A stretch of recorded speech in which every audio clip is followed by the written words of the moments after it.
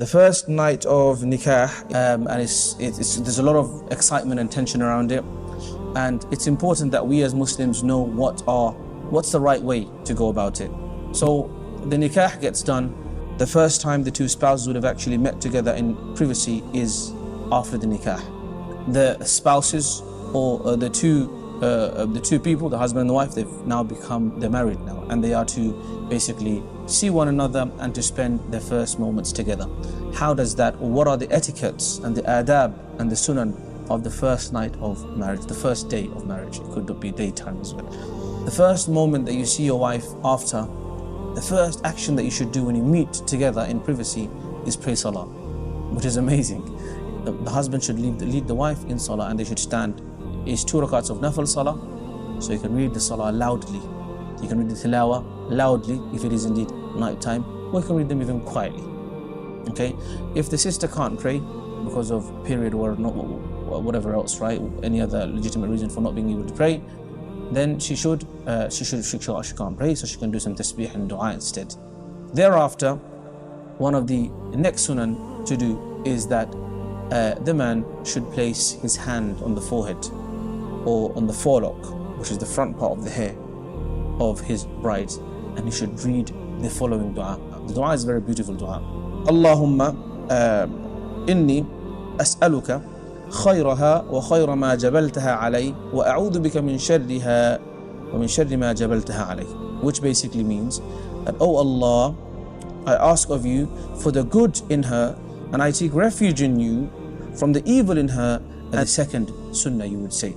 The third thing would be to have some sort of a drink, because the Prophet ﷺ, or for the man to offer his wife some sort of a drink or some sort of a sweet dish or something like a dessert. The Prophet ﷺ, when he first saw al-Mu'minin Aisha radiallahu anha wa ardaha, and in the night of the dukhla, the night of them meeting together for the first time as a married couple, she was sort of decorated by Asma bint Yazid bin Sakan radiallahu anha.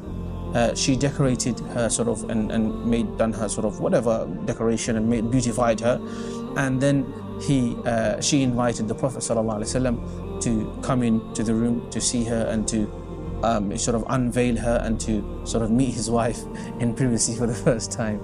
And so at that moment, the Prophet ﷺ brought with him a cup of milk, and he offered that milk to her, and she initially refused. She was shy, and then eventually she accepted. So nafil salah, Allahumma inni as'aluka khayraha wa khayra ma jabaltaha alay wa a'udhu bika min sharriha wa sharri ma jabaltaha alay. That dua, offering a drink if everything goes according to plan, or if everything proceeds and you're both comfortable and you're both happy, and if there is intimacy, if there is intercourse, then there is also another dua before that.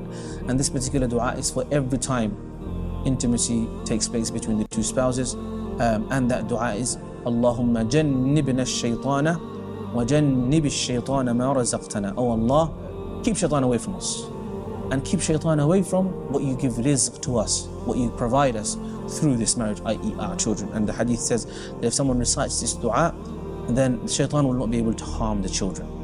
So that's the fourth point, which is to read that dua if there is to be intimacy. Now, a lot of people assume that, first night, so there has to be some sort of intimacy or intercourse, but this is not necessarily a rule.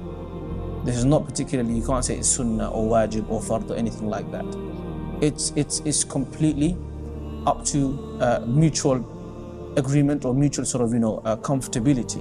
How do you achieve that comfortability and getting to know one another? So it's one of the things you do is, of course, the first thing you do is communication. You talk. So it takes time. And sometimes you may take it, sometimes you may not.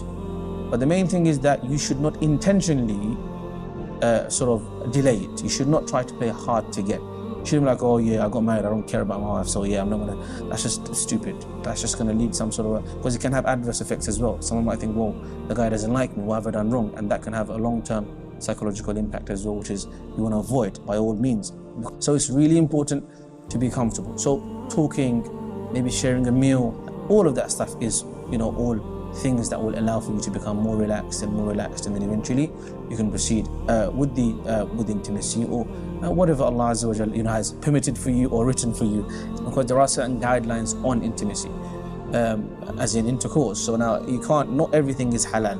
In terms of guidelines, there aren't many, to be honest, because it's all about mutual experience and mutual agreement. There aren't many restrictions in that regard, but there are, for example, certain very strict restrictions. One of them is that you cannot have intercourse with your spouse if she is in her menstrual cycle or if she's in her postnatal bleeding. It is completely forbidden. فَإِذَا تَطَهَّرْنَ فَأْتُوهُنَّ is in the Quran, that you should only approach your spouses for intercourse, of course, which is in their times of purity, which is beyond the menstrual cycle and also beyond the nifas. So hayd is the menstrual cycle, the monthly cycle, and nifas, which is the postnatal bleeding. She is still your spouse. You are completely okay to express love and affection in any other way. You can hug, you can kiss, you can lie down next to one another, anything apart from basically intercourse. Number two, it is completely forbidden also to approach and to have intercourse through the anus. This is completely haram in our religion, and there are very strict that whosoever does this has basically not followed and strayed from the way of the Prophet Muhammad sallallahu alaihi wasallam. Coming now to after that night or after that moment, sometimes some people want to share their experiences. This is completely haram. You can't share your private experiences to anybody, even if they're your best friends.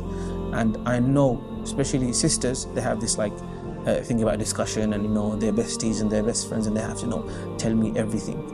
No, I'm not going to tell you everything. There's no need for you to know everything. Intimacy should be left between the two spouses, and to actually expose that is a big sin. The Prophet ﷺ strictly forbade it.